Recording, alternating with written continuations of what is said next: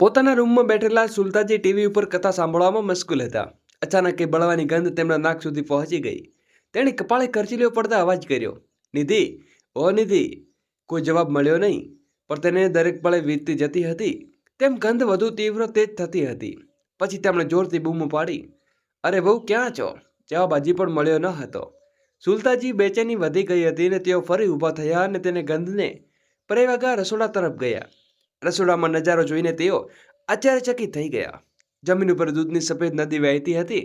Gas ધૂધું કરીને સળગી રહ્યો હતો અને તપેલામાં બળેલું દૂધ બળીને કાળી રાખ ફેરવાઈ ગયું હતું. રસોડામાં ધુમાડો ધુમાડો હતો. સુલતાજીએ ક્રૂરતાથી ગેસ બંધ કર્યો અને ઊંચા અવાજે બોલ્યા, હે ભગવાન, નિધિ, આ શું કર્યું? ગેસ પર દૂર મૂકીને તું આમ જ બેસી ગઈ? રસોડામાંથી નીકળીને તેઓ સીધા નિધિની રૂમ તરફ ગયા. દરવાજો ખોલ્યો જોયું તો નિધિ જમીન ઉપર બેઠી હતી. ઘૂંટણના ચહેરા છુપાવીને આંખો લાલ કરી અને ભીની હતી. સુલતાજી તેને આમ જોઈને ગભરાઈ ગયા. બેટા, શું થયું? આમ કેમ રડે છે? નિધિ કંઈ બોલી નહીં. તેઓ નિધિ પાસે બેઠા અને તેઓ ખભો થપથાવતા પૂછ્યું, બેટા, શું હાલત બનાવી રાખ્યો છે? શું મારું હૃદય બેસી રહ્યું છે? આખરે વાત શું છે? પછી તેણે ધીરજનો બંધ તૂટી ગયો અને નિધિ સુલતાજીને ગળે વળગીને ધ્રુસકે ધ્રુસકે રડવા લાગી. વાસ્તવમાં બન્યું એવું હતું કે લગભગ અડધો કલાક પહેલા નાસ્તાનું કામ પતાવીને નિધિ પોતાના રૂમમાં આવી હતી કે તરત જ તેનો ફોન જોરથી વાગી ઉઠ્યો. હવે કોનો ફોન આવ્યો?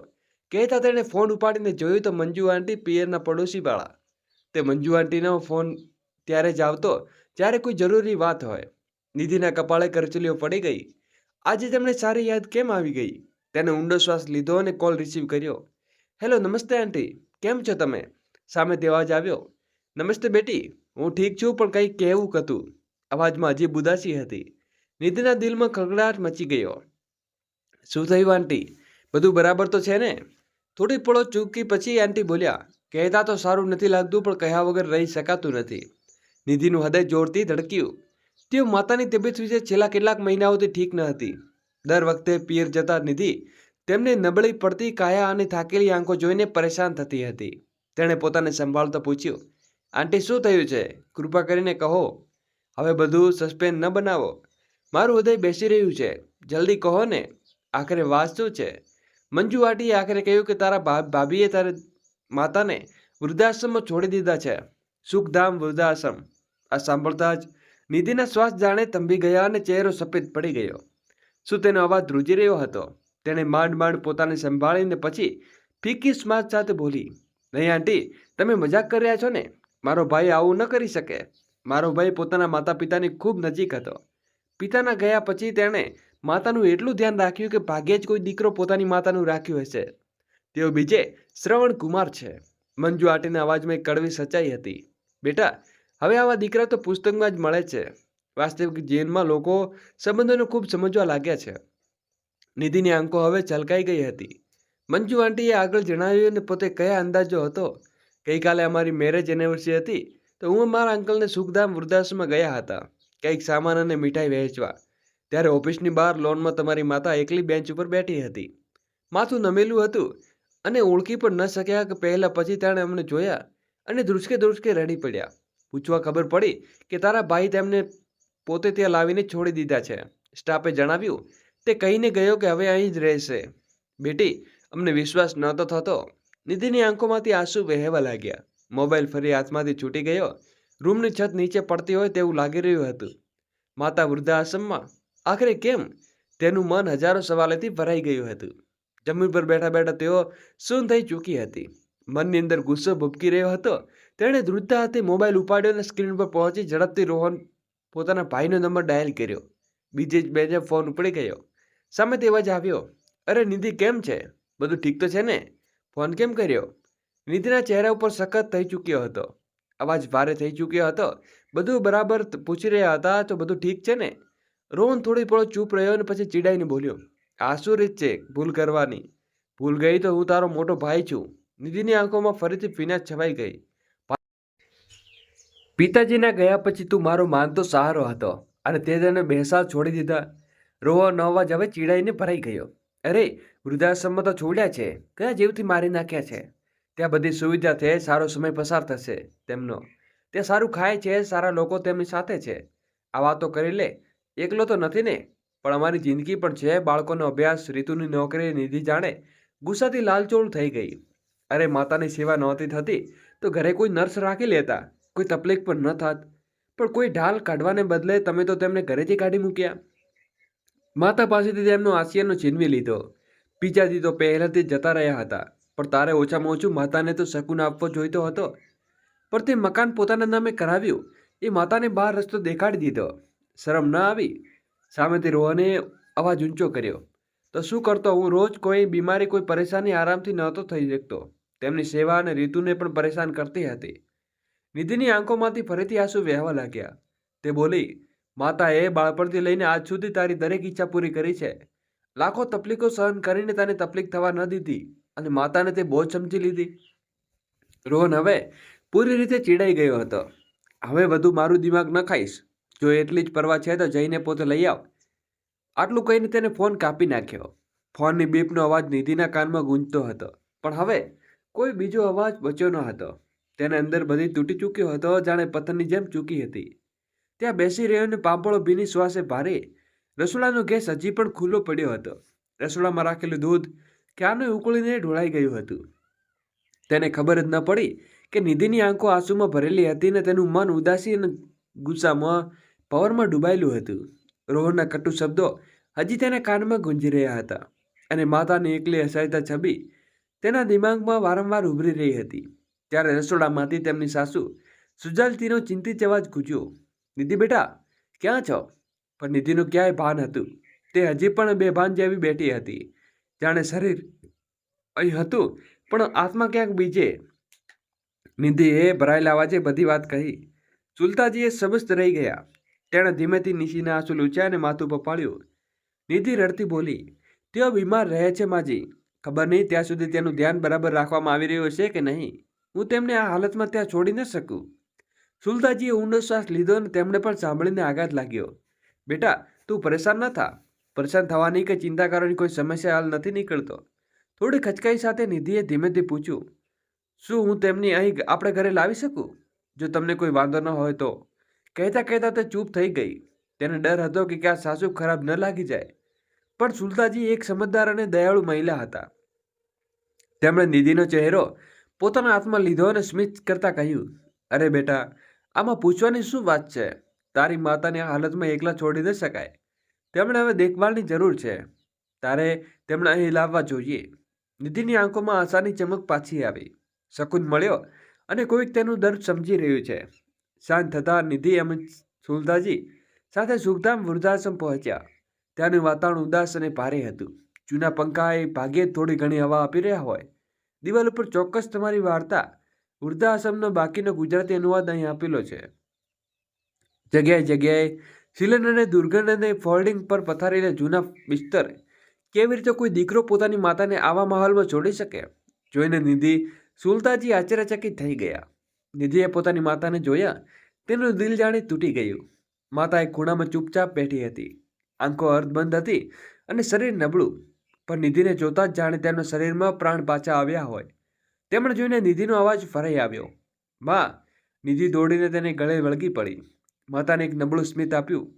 નિધિએ મોડું કર્યા વિના અનૌપચારિક પૂરી કરી અને પોતાની માતાને વૃદ્ધાશ્રમથી પોતાના ઘરે લઈ આવી. રસ્તામાં માતા ચૂપ રહ્યા. બસ નિધિનો હાથ પકડી રાખ્યો. સુલતાજીએ તેમને પહેલાથી તેમને બધું તૈયારી કરી દીધું હતું. અતિથિ કક્ષ પથારી સજાવેલી હતી. સ્વચ્છ ચાદર, નરમ ઓશીકું અને પાછળ રાખેલો ટેબલ જરૂરી સામાન રાખેલો હતો. શાંતિદેવી અંદર આવ્યા. થોડો ખચકાયા, પણ મન તેને હળવો બોજ પણ હતો. દીકરીના સાસરે રહેવું કોઈ સહેલી વાત નથી હોતી.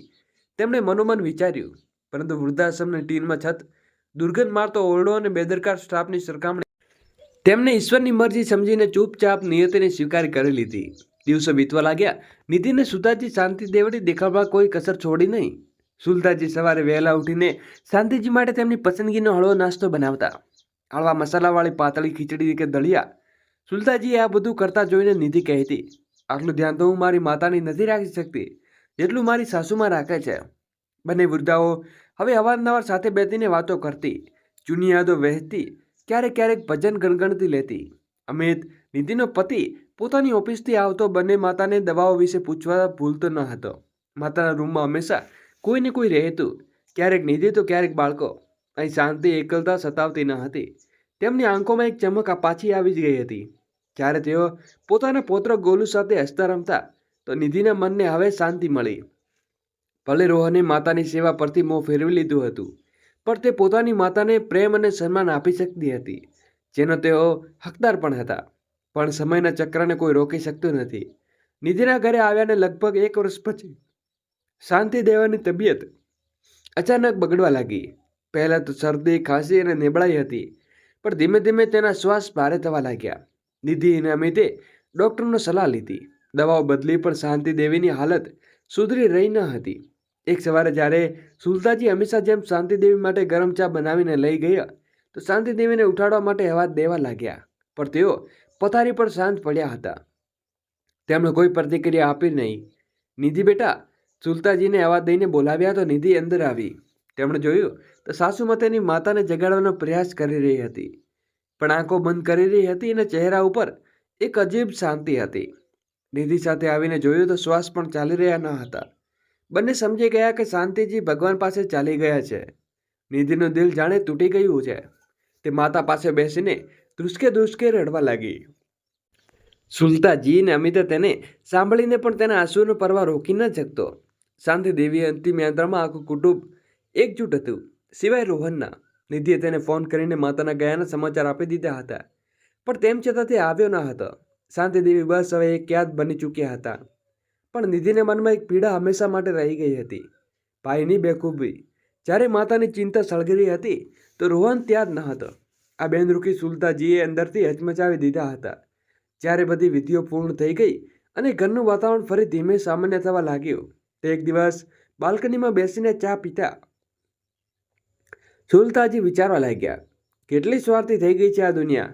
માતાના મર્યા પછી પણ દીકરાને કોઈ ફરક ન પડ્યો, પણ જ્યારે તેની નજર સામે બેઠેલો અમિત પણ પડી લેપટોપ ઉપર કંઈક કામ કરી રહ્યો હતો તો મનમાં એક શાંતિ ભરાઈ ગઈ. શુક્ર છે ભગવાનનો કે મને અમિત જેવો દીકરો મળ્યો. પોતાની માતાને પોતાની અલગ કરવા વિશે વિચારી પણ શકે શું? તેમની આંખોમાં હળવી ભીનાશ આવી ગઈ અને પ્રેમભરી નજરો પોતાના દીકરાને નિહાળવા લાગ્યા. દિવસો આમ જ વીતતા રહી ગયા. એક સાંજની વાત છે, નિધિ અને અમિત કોઈ જરૂરી કામથી બહાર ગયા હતા. ઘરની ફક્ત સુલતાજી હતા ત્યારે ડોરબેલ વાગીને દરવાજો ખોલ્યો. એક કુરિયર બોય ઊભો હતો. મેમ, અમિત શર્મા નામે કુરિયર છે. હા બેટા, મને આપી દે, મારો દીકરો છે. તેમણે સહી કરીને પેકેટ પકડાવ્યું. કુરિયરમાં કવર પર લખ્યું હતું કે એપોઇન્ટમેન્ટ લેટર. સુલતાજી ભણેલા ગણેલા હતા. લેટર ખોલતા તેમનો હેતુ ન હતો, પણ જ્યારે પરવડિયું હાથમાં લીધું તો ખુલ્લું હતું. તેને ખોલીને વાંચી લીધું. જે વાંચ્યું તે ચોંકાવનારું હતું. સુલતાજીએ સમજવામાં વાર ના લાગીને અમિતે વિદેશી નોકરી મળી ગઈ છે, તે પણ એક પ્રતિષ્ઠિત કંપની, જ્યાં પગાર પહેલાં કરતાં ઘણો વધારે હતો. વિદેશમાં નોકરી વિશે અમિતે વિશે કંઈક કહ્યું નહીં. સુલતાજી આશ્ચર્યચકિત થઈને બોલ્યા. તેમણે પેકેટની સાવધાની એ જ હાલતમાં પૂછી મૂકી હતી જેમ મોટા સમયનું લેટર. દીકરા વહુના રૂમમાં જઈને બેડની સાઈડ ટેબલ ઉપર મૂકી દીધું. રાત્રે જ્યારે અમિત અને નિધિ ઘરે પાછા ફર્યા ત્યારે કોઈ વાત નહીં, પણ ન અમિતે કંઈ નિધિને કે સુલતાજીને કંઈ ન પૂછ્યું. મનમાં આશા હતી કે હમણાં દીકરો આવશે અને મને બધી વાત કહેશે, પણ તે લોકો પોતાના મનમાં જ મસ્ત હતા. શું મારો દીકરો હવે એટલો દૂર થઈ ગયો છે કે પોતાની માતાથી આટલી મોટી ખબર છુપાવી લે છે? આગામી 2-4 દિવસ તેમણે મહેસૂસ કર્યું કે કંઈક તો ગુપસુપ ચાલી રહી છે. આ બંને વચ્ચે ચૂપચાપ વાતો. આ વાત કરતા તેઓ રૂમનો દરવાજો ધીમેથી બંધ કરી લેતા. સુલતાજીએ કંઈ પૂછ્યું તો તરત જ બધી વાતો ઈશારાથી કરી રહી હતી. કંઈક તો છુપાવવામાં આવી રહ્યું છે, પણ સુલતાજી ચૂપ રહ્યા. બાળકોને સ્પેન આપવી જરૂરી હોય છે. તેમણે પોતાને સમજવું. પોતાની માતાનું હૃદય બધું મહેસૂસ કરી રહ્યું હતું. હવે તેમની અંદર એક ડર હતો, પણ બેસવા લાગ્યો હતો કે મારો દીકરો હવે મારાથી દૂર થવા જઈ રહ્યો છે. સુલતાજી મન બેચેન પોતાની મચી રહ્યું હતું. અમિતની પ્રગતિ અને વિદેશમાં નોકરી, એપોઇન્ટમેન્ટ લેટર, આ બધું દિમાગમાં વારંવાર ગુંજી રહ્યું હતું. કેમ નથી જણાવ્યું દીકરાએ મને? તે વિચારી રહ્યા હતા ત્યારે નિધિનો અવાજ તેમના કાનોમાં પડ્યો. હું તો કહું છું, એકવાર માજીને લઈને દેખાડી દો. આખરે આગળ તેમને જતો જોવાનું છે. સુલતાજી થંભી ગયા. કયા વિશે વાત કરી રહ્યા છે? તેમના મનના સવાલો ભમર ઉડવા લાગ્યો. ત્યારે અમિતનો અવાજ ગુંજ્યો. સાચી કહી રહ્યો છો. એકવાર માજીને ત્યાં જઈને દેખાડી દઉં છું. સુલતાજી દરવાજાની બહાર ઊભા હતા અને તેમનો દરેક શબ્દ તેમના કાનોમાં સ્પષ્ટ સંભળાઈ રહ્યો હતો. તેમનું દિલ ઝડપથી ધડકવા લાગ્યું હતું. તેઓ સમજી શક્યા ન હતા કે શું વાત છે, પણ તે એક અજીબ શંકા તેમના ઉપર મનને કોરી રહી હતી. ઝડપથી પોતાને સંભાળવા પાસે રાખેલા ફર્નિચરના કપડાથી ઝાપડવા દેખાડો શરૂ કરી દીધો, જેથી કોઈને શંકા ન થાય. ત્યારે અમિત રૂમમાંથી બહાર નીકળ્યો. સુલતાજીએ જોઈને હસ્યા અને બોલ્યા, માં, જલ્દીથી તૈયારી કરી જાઓ બેટા.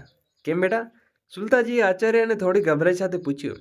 અમિતે બેફિકરથી જવાબ આપ્યો, ખરેખર માં, એક નવું વૃદ્ધાશ્રમ બન્યું છે, જ્યાં દરેક પ્રકારની સુખ સુવિધા છે. હું વિચારી રહ્યો હતો એકવાર તમને લઈને ત્યાં દેખાડી દઉં. જો તમને કોઈ કમી લાગે તો મને જણાવી દેજો.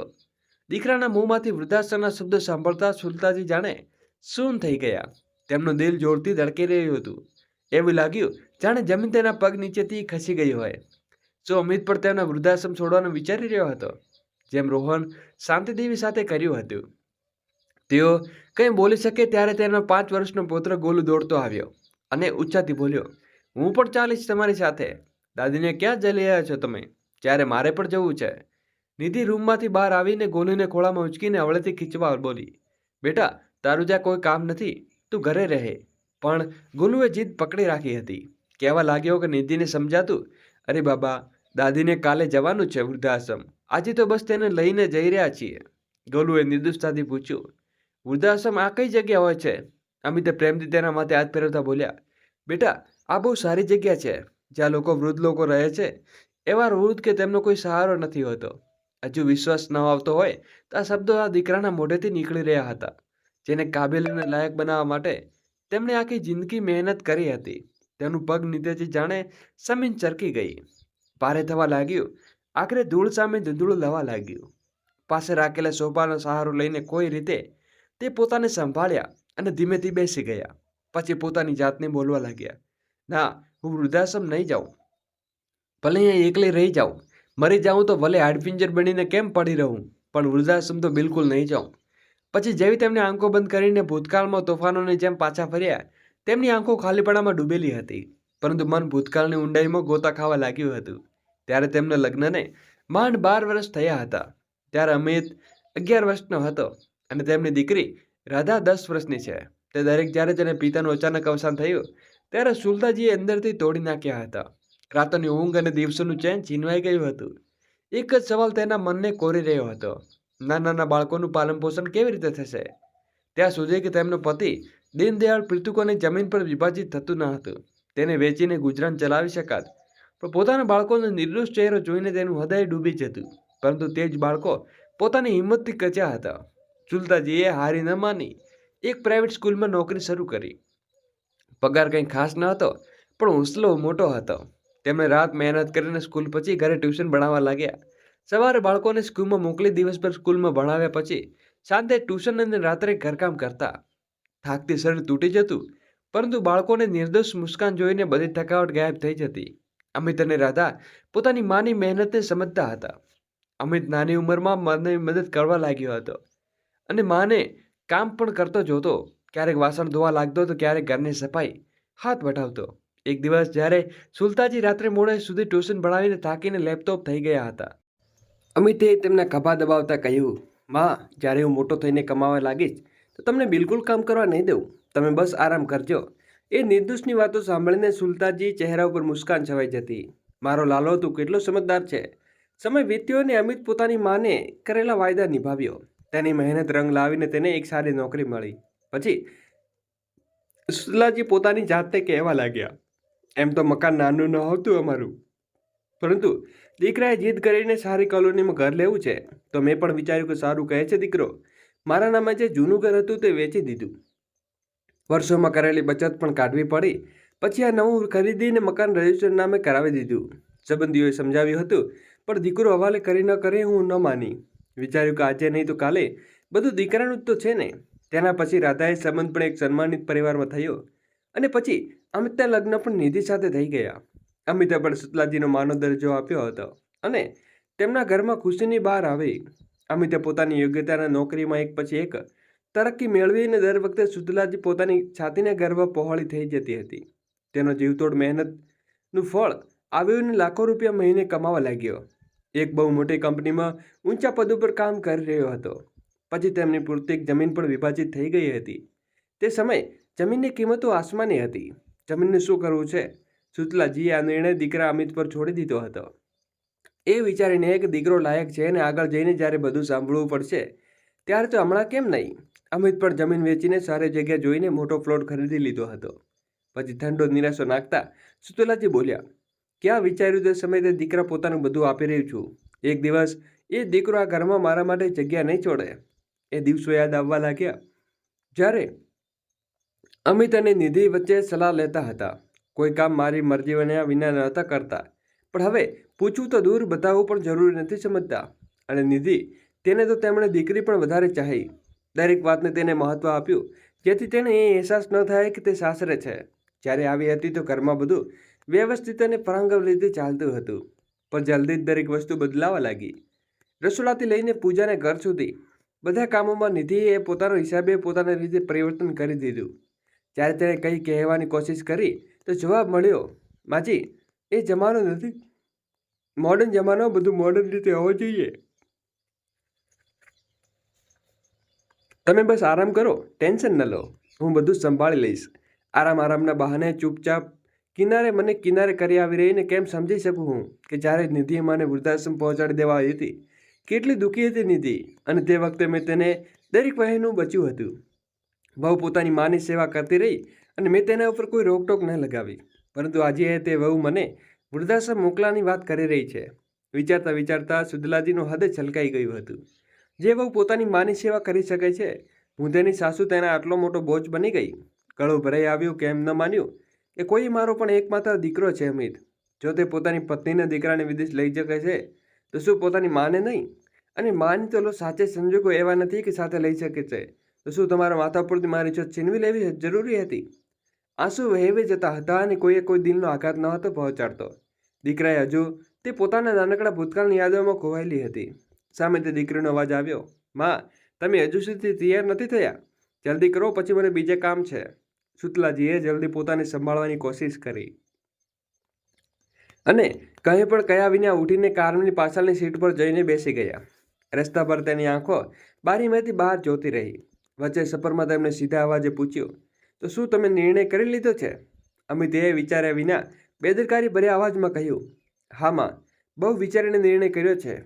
જો એકવાર ફરીથી વિચારી લેતા તો સુલતાજીએ જાણે તૂટતા કહ્યું, હવે આ વાતોમાં પડવાની સમય નથી માં. બહુ મહેનત પછી આ મુકામે આવ્યો છું. શુક્લાજીનું હૃદય રડી પડ્યું. લગભગ 20 મિનિટ પછી ગાડી એક બિલ્ડિંગ સામે ઊભી રહી. નવી બિલ્ડિંગ, સ્વચ્છ ગેટ, સુંદર લોન. અંદર ઘૂસતા જ એક વ્યક્તિ ક્રૂરતાથી આવ્યો અને અમિતને બોલ્યો, નમસ્તે સર. અમિત બોલ્યો, આ મારી માતાજી છે, તેમને એકવાર જગ્યા બતાવી દો. આવો માતાજી, અને નમ્રતાથી બોલ્યા. પછી સુલતાજી આશ્ચર્ય લઈને ગયા. બતાવ્યું કે કેવી વૃદ્ધો માટે એક મોટી ટીવી લગાવવામાં આવ્યો છે. બધા માટે દવાનું પરબત કરવામાં આવ્યું. યોગ્ય ક્લાસનો ખાસ ઇંતજામ છે અને કોઈ વૃદ્ધને કોઈ વસ્તુની જરૂર હોય તો જણાવી શકે છે. સૌથી જરૂરી વાત એ કે વૃદ્ધને કોઈ સામાન લાવવાની જરૂર નથી. બધું આશ્રમમાં ઉપલબ્ધ જ કરવામાં આવશે. એ બધી સુવિધા છે માતાજી, કોઈ વસ્તુની કમી નથી. મેનેજરે જણાવ્યું તો સુજલતાજી બસ ચૂપચાપ હાથોમાં માથું હલાવતા રહ્યા. તેની પાસે ના તો કોઈ પૂછવા જેવું કંઈ હતું કે ન કંઈ કહેવા જેવું બચ્યું હતું. સુવિધા હતી, અપનાપણું નહીં. જ્યારે બહાર નીકળીને અમિતે તરત જ પૂછ્યું, કેવું લાગ્યું આશ્રમ? તો કમી તો નથી ને? તે ફરી ચૂપ રહ્યા. બસ નામાં માથું હલાવી દીધું. અમિતે ચેનનો શ્વાસ લીધો. ઠીક છે મેનેજર સાહેબ, માને બહુ ઠીક લાગ્યું છે. એમ કાલે તેને લઈને આવીશું. સુલતાજી ફરી ગાડીમાં આવીને ચૂપચાપ બેસી ગયા. પાછળના દરવાજા પર ઊભો મેનેજર બોલ્યો, કાલે સવારે 10 વાગે હવન થશે, તમે તે પહેલાં આવી જજો. ગાડી સ્ટાર્ટ થઈને શુક્લાજી આખો રસ્તો શુક્લાજી એક શબ્દ પણ ન બોલ્યા. આંખો આવેલા શુક્લાજીને કારણે ગાડીની બારીમાંથી બહારનો નજારો ધૂંધળો પડી ગયો હતો. ઘરે પહોંચતા જ એક શબ્દ બોલ્યા વિના પોતાના રૂમમાં જતી રહી અને પથારી ઉપર સૂઈ ગઈ. દિલ તો ચાહતું હતું કે ધ્રુસકે રડી પડે, પોતાના છાતીમાં દબાયેલા દર્દને ચીસોમાં બદલી દે, પરંતુ સમજી ચૂક્યા હતા કે જિંદગી એવો નિર્ણય કરી ચૂકી છે, ભલે ગમે તેટલો વિરોધ કરે, થશે જે અમિતને નિધિને નક્કી કરી લીધું હતું. જેની ચૂપ રહ્યા. મનોમન પોતાની જાતને બોલ્યા, ઠીક છે, વૃદ્ધાશ્રમ તો સ્વસ્થ છે, સુવિધા સારી છે. મનને સમજાવવા લાગ્યા. પછી બોલ્યા, જેટલી પણ સુવિધાઓ હોય છે તે ઘર તો ન હોઈ શકે ને? સવાર થઈ. શુક્લાજી જ્યારે રૂમમાંથી બહાર આવ્યા તો તે દ્રશ્ય જોઈએ તો અંદરથી ચોંપી ગયું. અમિત, નિધિ અને ગોલુ ત્રણેય વૃદ્ધાશ્રમમાં જવા તૈયાર ઊભા હતા. નિધિ નાસ્તો જલ્દી તૈયાર કરી રહી હતી. અમિતે ઘડિયાળ તરફ જોયું ને કહ્યું, માં, જલ્દીથી તૈયારી થઈ જાઓ. મેં મેનેજરને કહી દીધું હતું કે અમે 10 વાગે પહેલાં પહોંચી જઈશું. સુદલાજી મન ભરાઈ ગયું. ઘરમાં દરેક ખૂણાને દરેક વસ્તુ ભરી આંખોમાં જોયું. બધું જાણે પાછળ છૂટતું હતું. છાતી ઉપર કોઈ ભારે પથ્થર મૂકી દેવામાં આવ્યો હોય એવું લાગતું રહ્યું હતું. બીજા ચેનમાં ચાલે તૈયાર હતા અને બધા ગાડીમાં બેસીને બેઠી ગયા હતા. ગાડી વૃદ્ધાશ્રમ તરફ ચાલી પડી. ગાડીની અંદર સન્નાટો છવાયેલો હતો. સુદલાજીનું દિલ અંદર એક તોફાન. વૃદ્ધાશ્રમ પહોંચતા સુદલાજી ગાડીમાંથી ઉતર્યા અને સામેનો દ્રશ્ય જોઈને તેના દિલને વધુ એક આંચકો આવ્યો. તેમની દીકરી રાધા અને જમાઈ ત્યાં પહેલાથી જ હાજર હતા. રાધા હસતા હસતા તેમની તરફ આગળ વધીને બોલી, માં, તમે આવી ગયા? સુદલાજી હેરાન હતા. તમે લોકો અહીં? હા મમ્મી, ભાઈએ મારું માથું ગર્વથી ઊંચું કરી લીધું છે. આને કહેવાય અસલી તરક્કી. આને તરક્કી કહેવાય. આવી તરક્કી ક્યાં કામની? મનોમનથી રડી પડ્યા અને દીકરો તો પારકો થઈ ચૂક્યો હતો. મારી દીકરી પણ. શાંતિજી સાથે ઓછામાં ઓછું તેમની દીકરી તો હતી, પણ મારી તો બંને સંતાનો સ્વાર્થી નીકળ્યા. ત્યારે જ ગોલુ તેમની સાડીનો પલ્લો પકડીને બોલ્યો, દાદી અંદર ચાલો ને. તેનો નિર્દોષ અવાજ તેના દર્દને વધુ ઊંડો કરી રહ્યો હતો. પરંતુ સુતલાજીના પગ જાણે જામી ગયા હતા. તે સમયે વૃદ્ધાશ્રમમાં 4-5 વૃદ્ધો સામે દેખાયા. સુતલાજીનું હૃદય કંપી ઉઠ્યું. એટલું એકલું કરી દીધું કે આજે સવારે વૃદ્ધોને દીકરાને બધા પોતપોતાના સપના પાછળ ભાગી રહ્યા છે અને આપણે એક જૂની કિતાબની જેમ સેલ્ફ મૂકી દેવાય છે. ચારે બાજુ જોવા લાગ્યા. અરે, આ બધું લોકો ક્યાં ગયા? ત્યારે મેનેજર હસતો હસતો જવાબ આપ્યો, આવો માતાજી, અંદર આવો. તેમણે લઈને હોલમાં ગયો અને ત્યાં હેપી બર્થડે ટુ યુ આખો હોલ તાળીથી ગુંજી ઉઠ્યો. હોલ સમજાવવામાં આવ્યો અને ગુલાબા, રોશની, ફળ અને મોટો એક કેક. તેમનો દીકરો, બહુ દીકરી, જમાઈ બધા ત્યાં હાજર હતા. અમિત હસતા હસતા પાસે આવ્યો, માં, તમને હંમેશા તમારો જન્મદિન યાદ નથી આવ્યો રહેતો, પરંતુ આ વખતે અમે બધાને નક્કી કર્યું કે તમે જિંદગીને સૌથી યાદગાર તોહફો આપીશું. સુદલાજીએ ધ્રુજતા હાથોથી કેક આપ્યો. ગોલુએ પહેલો ટુકડો તમને ખવડાવ્યો અને આંખો ભરાઈ આવી. હજુ તો એક બીજું સરપ્રાઈઝ બાકી છે માજી, નિધિએ હસીને કહ્યું અને તેમને બહાર લઈ ગઈ. બહાર વૃદ્ધાશ્રમ મુખ્ય ગેટ ઉપર એક નવું બોર્ડ લટકાયેલું આવ્યું હતું. જુઓ માજી, નિધિએ ત્યાં ઈશારો કરતા કહ્યું. સુદલાજીએ જોયું. બોર્ડ ઉપર મોટા અક્ષરોમાં લખ્યું હતું, દીનદયાળ વૃદ્ધાશ્રમ. સુદલાજી શબ્દ રહી ગયા. અમિતે માનો હાથ પકડ્યો અને કહ્યું, માં, જ્યારે અમે નિધિને માને લેવા વૃદ્ધાશ્રમ ગયા હતા અને ત્યાંની હાલત જોઈ હતી, ત્યારથી જ અમે નક્કી કર્યું હતું કે અમે કોઈને કોઈ રૂપમાં વૃદ્ધાશ્રમની સેવા સાથે જોડાઈશું. તમે પણ હંમેશા કહેતા હતા કે ભગવાન આપણને બધું આપ્યું છે, તમે પણ સમાજ સેવા માટે કંઈક કરવું જોઈએ. બસ આ જ દિશા અમારું પહેલું પગલું છે. સુદલાજીની આંખો આશ્ચર્યથી પહોળી થઈ ગઈ. પણ આટલા પૈસા ક્યાંથી આવ્યા? અમિતે હસતા હસતા કહ્યું, માં, તમને યાદ છે જ્યારે ગામની પૈતૃક જમીન મારા હિસ્સામાંથી આવી હતી તો અમે નિર્ણય લીધો હતો કે હક આપ્યો હતો. મેં જમીન વેચીને એક પ્લોટ લીધો અને આ જ પ્લોટમાં તેના ઉપર વૃદ્ધાશ્રમ બન્યો. નિધિએ આગળ કહ્યું, માજી, આ વૃદ્ધાશ્રમ તમારા નિર્દોષથી ચાલે છે. અમને ખબર છે કે વૃદ્ધોની સમસ્યા તમારાથી સારી રીતે કોઈ નથી સમજી શકતું. અમે આ સરપ્રાઈઝ તમારા જન્મદિવસ ઉપર આપવા માંગતા હતા. સુદલાજી હેરાનીથી બોલ્યા, પણ હું તો એકલી આ બધું કેવી રીતે સંભાળીશ? અમિતે હસતા હસતા કહ્યું, અરે માજી, કોઈ પરેશાની નહીં થાય, અમે તો છીએ તમારી સાથે. સુદલાજીએ આંખો ફરીથી છલકાઈ આવી. પણ બેટા, તું તો વિદેશ જતો રહીને. વિદેશ? કોણે કહ્યું તમને? અમિત હેરાનીથી બોલ્યો. સુદલાજીએ કહ્યું, તમારો એપોઇન્ટમેન્ટ લેટર મેં વાંચ્યો હતો. અમિતે તેમની તરફ જોયું અને નરમ સ્વરમાં બોલ્યો, માં, લેટર તો આવે જરૂર આવ્યો હતો. મને વિદેશમાં નોકરીનો ઓફર મળ્યો હતો. પગાર પણ અહીંથી ઘણો વધારે હતો, પરંતુ મેં ઠુકરાવી દીધો. અહીં રહેતા અમને કઈ વસ્તુની કમી છે. અમે તેમને કેવી રીતે વિચારી લીધું કે અમે તમને અહીં છોડીને ક્યાં જતા રહીશું? પોતાના દીકરાની વાત સાંભળીને ગર્વથી સુજાતા રૂવાડા ઊભા થઈ ગયા અને આંખોમાંથી આંસુ છલકી પડ્યા. ખુશીના આંસુ તેમને અમિત અને નિધિના ગળે લગાવી લીધા. રાધા અને જમાઈ પાસે બેસી અને ગોલુ પોતાના દીકરીને ગોદમાં ચડી ગયો. પરિવારના લોકો અરસપરસ એટલો પ્રેમ જોઈને આસપાસમાં ઊભેલા વૃદ્ધ અને કર્મચારીઓ તાળી વગાડવા માંડ્યા. તેમની આંખો પણ ભીની થઈ ગઈ હતી. બધા વૃદ્ધો મનોમન વિચારી રહ્યા હતા કે કાશ અમને પણ અમિત જેવો દીકરો મળ્યો હોત. તો વૃદ્ધાશ્રમ ગૂંજતી તાળીઓ વચ્ચે સુદલાજીએ આકાશ તરફ જોયું અને મનોમન કહ્યું, ક્યાંક ઉપરથી અમિતના પિતાજી આ બધું જોઈને હસી રહ્યા હશે. તો દોસ્તો, તમને શું લાગે છે? અમિતે જે નિર્ણય લીધો એ સાચો હતો? તમારી રાય કોમેન્ટ બોક્સમાં જરૂરથી લખજો. જો વાર્તા પસંદ આવી હોય તો વિડીયોને લાઇક કરો, ચેનલને સબસ્ક્રાઈબ કરો અને વાર્તાને અંત સુધી સાંભળવા બદલ ખૂબ ખૂબ આભાર. જય શ્રી કૃષ્ણ. રાધે રાધે. ફરી મળીશું નવી વાર્તા સાથે.